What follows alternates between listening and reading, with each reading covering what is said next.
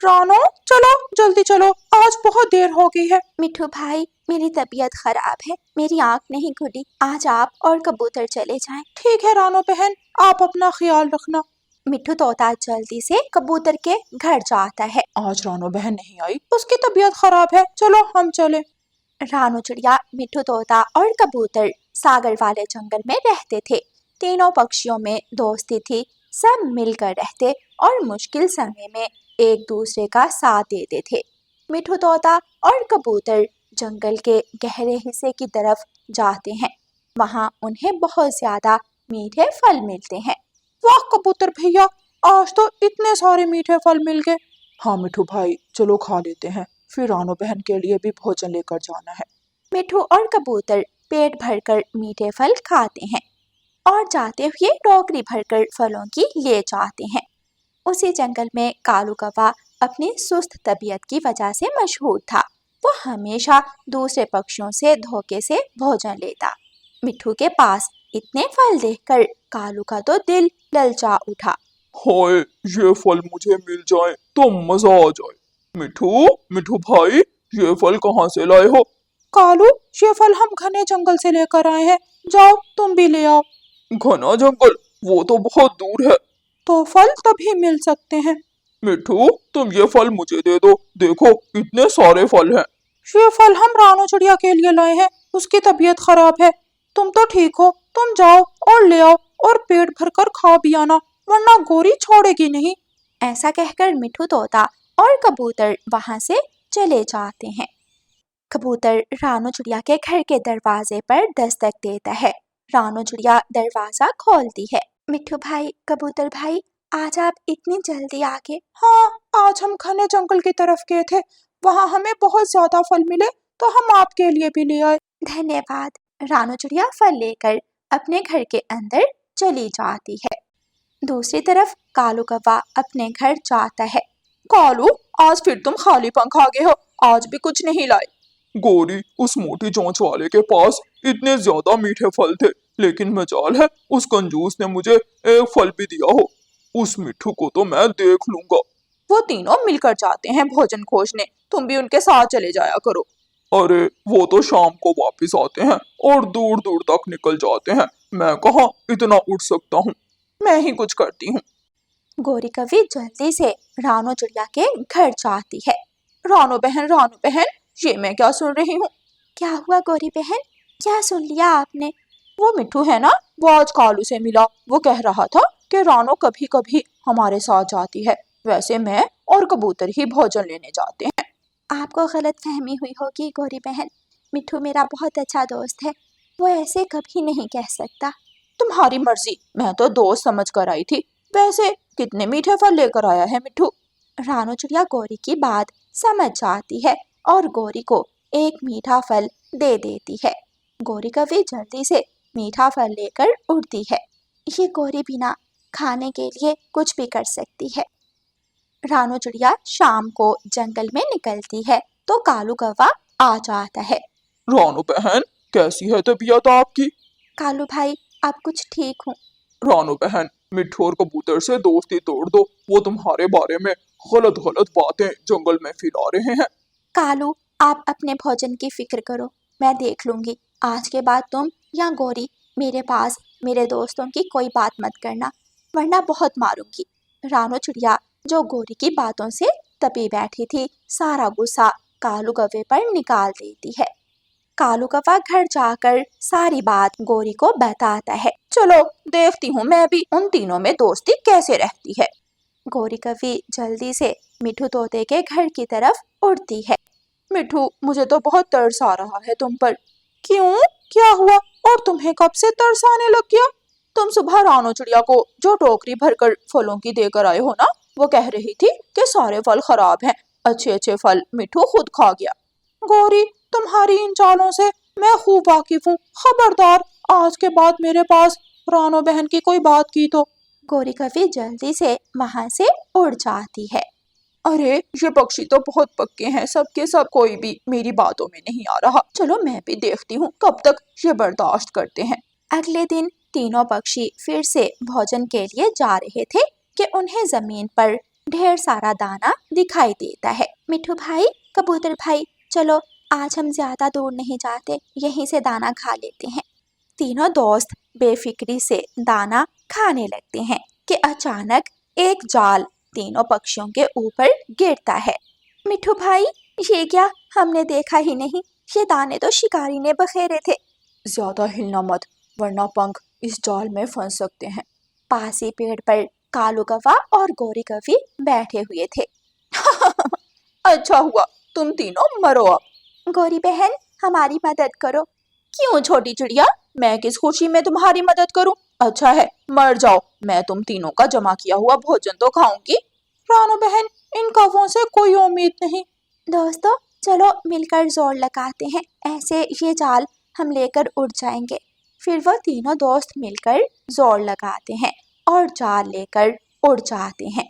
शिकारी हाथ मलता रह जाता है। कालू कौवा और गोरी कौवी जब ये सब देखते हैं तो हैरान हो जाते हैं। फिर कालू कौवा और गोरी कौवी बाकी का दाना खाने लगते हैं। शिकारी, जो अपना जाल गंवाकर गुस्से में था, कौवों के एक जोर का पत्थर मारता है जो सीधा कौवों के पंख पर लगता है।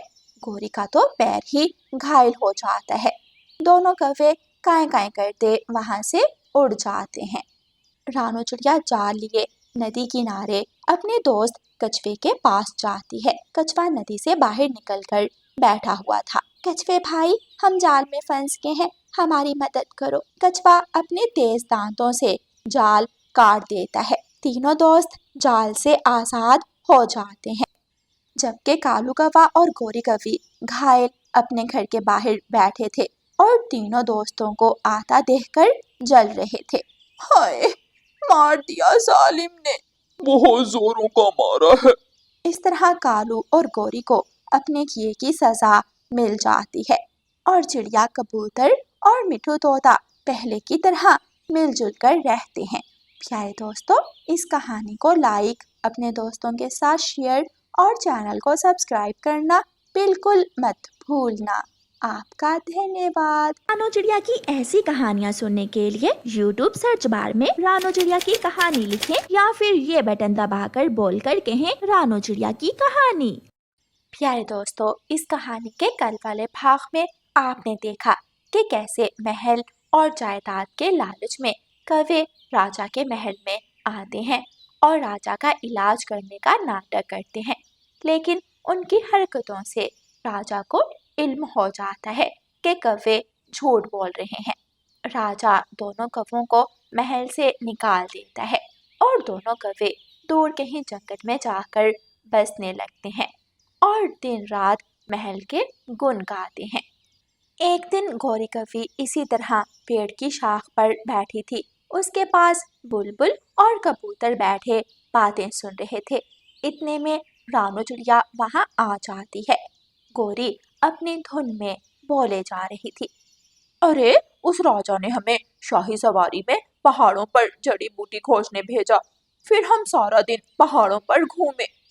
लेकिन जड़ी बूटी खोजने के तो घूमे क्यों? क्या राजा का इलाज नहीं किया?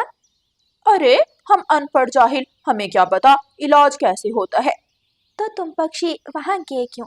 ख्वामखा उसका समय बर्बाद किया। अरे, इतनी दिया आ रही है तो खुद चली जाओ छोटी चिड़िया। रानो चिड़िया चुपचाप अपने घर वापस आ जाती है। रानो के दिमाग में अभी तक गोरी की बातें घूम रही थी। रानो, क्या हुआ? फिर रानो चिड़िया सारी बात मानो को बताती है। ये सारी बातें रानो चिड़िया की सास भी सुन रही थी। बहू, तुम तो खानदानी ये काम करते हो।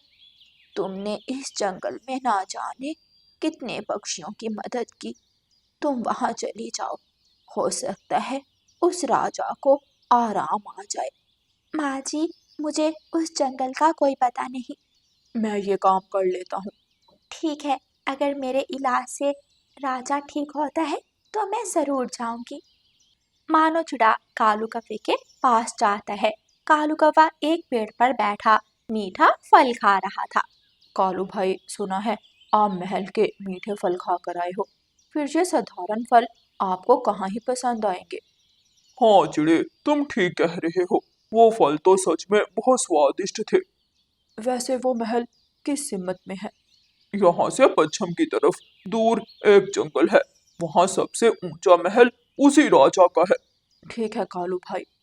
कहीं तुम वहाँ जाने का सोच तो नहीं रहे? गलती से भी वहाँ मत जाना, वरना जान से जाओगे। हाँ हाँ ठीक है। मानो घर आकर सारी बात रानो चिड़िया को बताता है। अच्छा मानो जी, मैं पहले यहाँ से जड़ी बूटी खोज लेती हूँ। फिर मानो चिड़ा और रानो चिड़िया जड़ी बूटी खोजने निकलते हैं।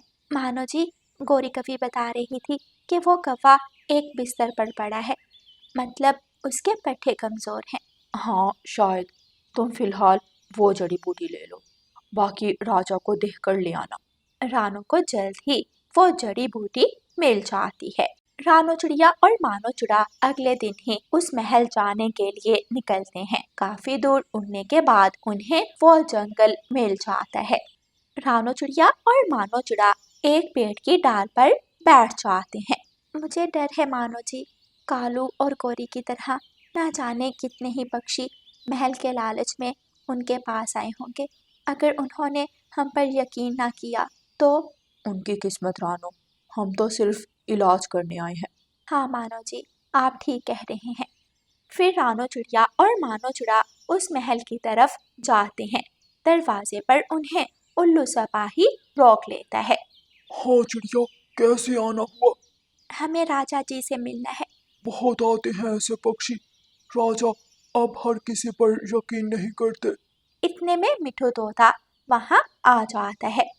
रानो बहन, आप यहाँ? हाँ मिठू भाई, मुझे राजा की बीमारी का पता चला था।